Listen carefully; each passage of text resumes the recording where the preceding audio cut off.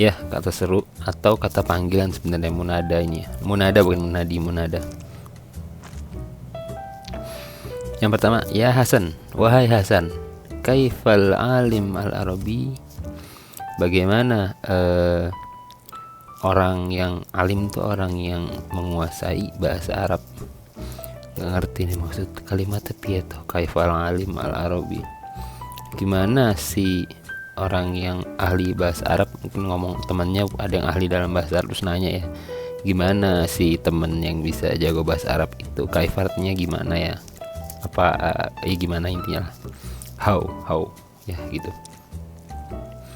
Terus yang kedua, ya Abdullah, wahai Abdullah, kaifa akhlaqu ahlul badawi, badawahnya apa sih, badui, nggak ada kosa katanya nggak sih, badawah oh dikasih kosa kata pelit,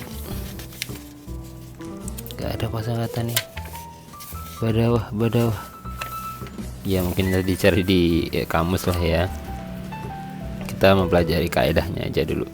Ya musafiro, ya musafiron,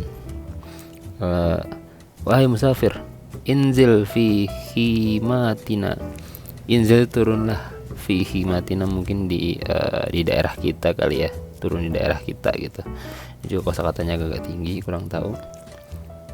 Terus yang keempat, ya toliban ilman, wahai peminta ilmu atau penuntut ilmu, la tansal amal, jangan lupa untuk beramal.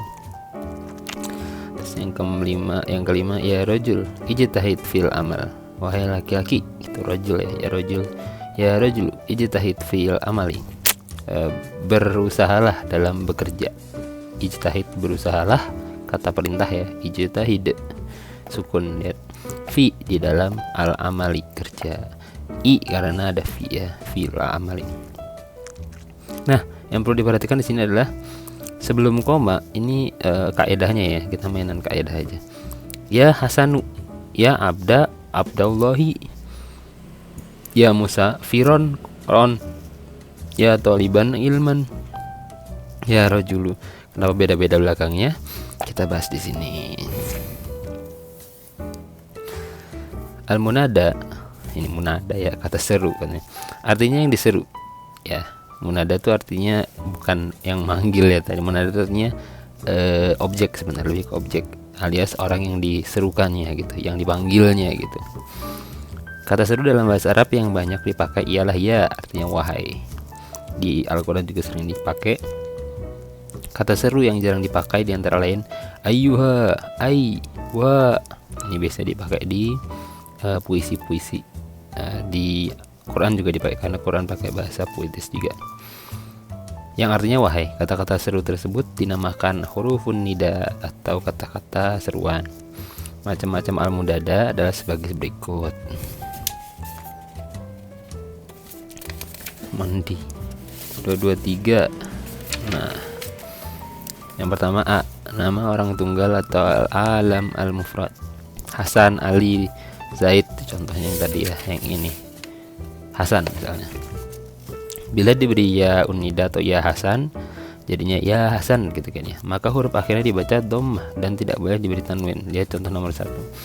Jadi bentuknya u aja gitu, ya Hasanu atau siapalah. Kalau misalnya itu nama orang kan kadang kata terakhirnya juga nggak bisa dijadiin u gitu ya. Misalnya ya adalah pokoknya ya, kalau seandainya bisa di belakang u harusnya u.